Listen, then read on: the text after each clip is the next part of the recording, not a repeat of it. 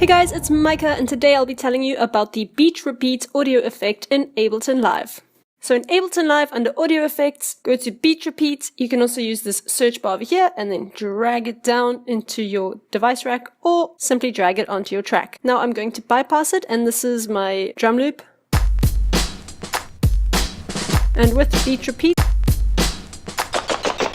so beat repeat allows for the creation of controlled or randomized repetition of an incoming signal. Beat repeat takes an incoming signal, and then depending on the controls that you've set down here, it'll repeat certain sections of your audio in a specified way. You've got different modes in which this beat repeat can operate. So you've got this display over here, and as we change the controls, you'll see that the images over here change as well. So you'll get more squares, maybe the numbers will change. In fact, the color might even change from orange to yellow. As I change a certain control that alters this display, I'll draw your attention to it so that you understand how this display works. Then you've got a filter over here on the right, then you've got a bunch of controls down here, and then a few different modes to choose from, and then some more controls at the bottom.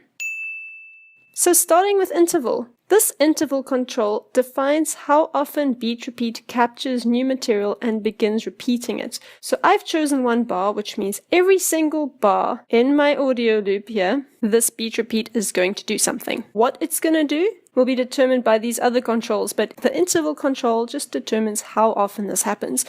So if my interval is a quarter, then every quarter note something's going to happen, which is more often than every bar, as you will hear now. Now the display did change when I went from 1 bar to a quarter, and as you can see, these numbers over here represent beats. So when my interval is at 1 bar, then this display represents 1 bar, and these are my 4 different beats. 0 being beat 1, 1 being beat 2, 2 being beat 3, and 3 being beat 4. If I bring this down to say a quarter note, then this whole display represents 1 quarter note, and these are just the little subdivisions of a quarter note. This interval is synced in terms of the song tempo. Now to the right of interval, you've got an offset control. And the offset control shifts the point defined by the interval forward in time. So if I want something to happen every single bar, but I only want it to start on 1 beat after that bar, so every bar but 1 beat later, then I can offset it by 4/16. Offset is in 16th notes, so you're just going to have to do a bit of maths. 1 quarter note is the same as 4/16 notes. And now you can see how the display changes. These yellow rectangles are indicating your repeated beats, and now instead of them starting at the beginning of the bar for each bar, they are now happening 1 beat into the bar. So they're offset by 1 beat, which are 4/16 notes, which is a quarter note. Now you can see LEDs go off when things happen. So at the offset amount, once we were 2 beats into the bar, this little offset LED lit up, together with a couple other LEDs, which we'll get to. Now you can add some randomness to this process using this chance control. And this chance control defines the likelihood of repetitions actually taking place at this offset timestamp. So offset is saying, hey man, hit me with a beat repeat. But if chance is going 0%, then it's going, nah, there is no chance. I'm going to be hitting you with a beat repeat. Whereas if you're on 100% chance, then half a bar into this offset function goes, hey man, hit me with a beat repeat, and chance goes, yes, of course, there's a 100% chance we're going to do that. So this control literally behaves the opposite of some other chance controls in the Ableton Live audio effects, where chance usually determines how much randomness is applied, whereas here it's the opposite. So please don't get confused. Then next to chance we have gate, and gate defines the total length of all the repetitions in 16th notes. So going back to your display, I see 3 yellow boxes, and these represent 3 events taking place, 3 repetitions, and these repetitions are in 16th notes. And if I increase my gate, you can see there are a hell of a lot more yellow rectangles. If your gate is set to 1, it's not going to repeat anything, because it's going to play that same beat once. So also bear that technicality in mind.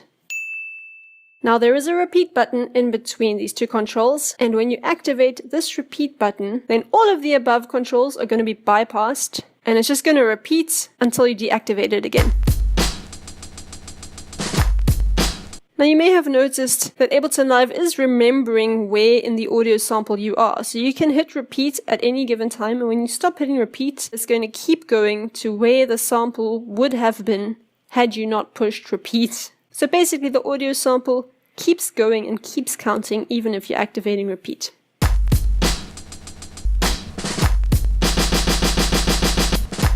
Now at the top we've got our grid control, and this grid control determines the grid size. So as I change it, you can see these little gray subdivisions change. It's kind of like your grid in arrangement view over here.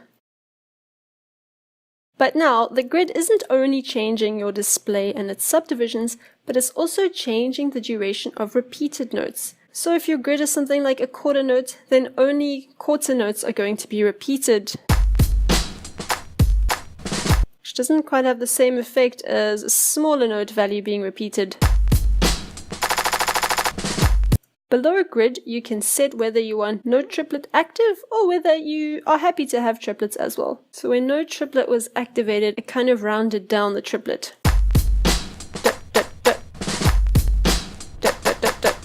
Now just to hand over even a little bit more control to your beat repeat, you've got your variation function. And this variation control can randomly change your grid function. So if you don't want all your repeats to always have the same duration, you might want to add a bit of variation.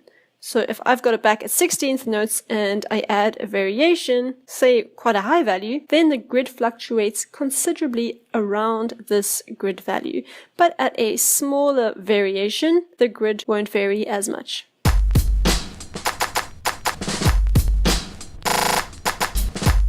Variation has several different modes which you can choose in this drop-down menu over here. Trigger creates variations of the grid when repetitions are triggered. A quarter, an eighth, and a 16th trigger variations in regular intervals. And Auto forces beat repeat to apply a new random variation after each repetition.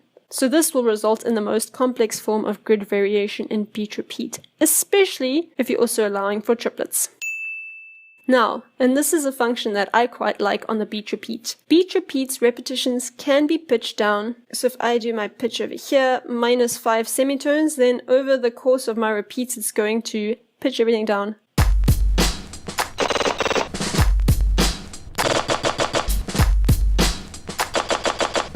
Now this pitch decay control is even cooler because it tapers the pitch curve, which makes each repeated slice play lower than the previous one, and now you can see even further color changes. Now we get to our filter. You can activate it by clicking filter, and the filter applies only to the repeated segments. So I want you to be able to hear that it's only affecting the repeated beats and not the actual sample. You can change this filter's bell curve by clicking and dragging on this yellow circle, or you can change the values in this rectangle either by clicking and dragging with your mouse or by using your keyboard to manually input a certain number. But if you don't want it active, just click on filter and make sure it's grayed out.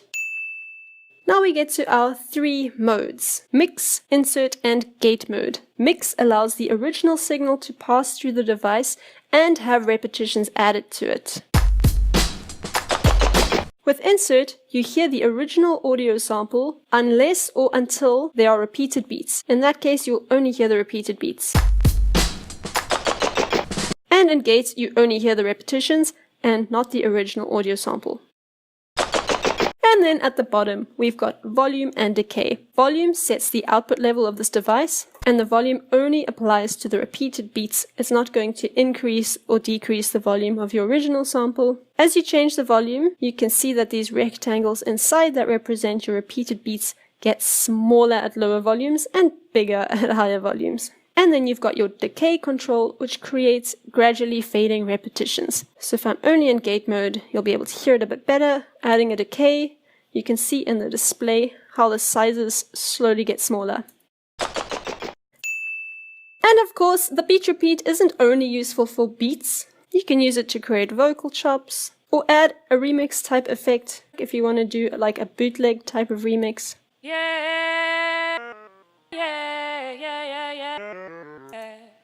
So as with all these audio effects, you need to try this at home, play around with them, use your own samples and just get a feel for how you want to use it to help you with your next production. I'm doing a video like this for all the audio effects in Ableton Live, and I've got the playlist coming up as well if you want to check out any previous videos I've made. Thanks for watching, and I will see you soon in the next one.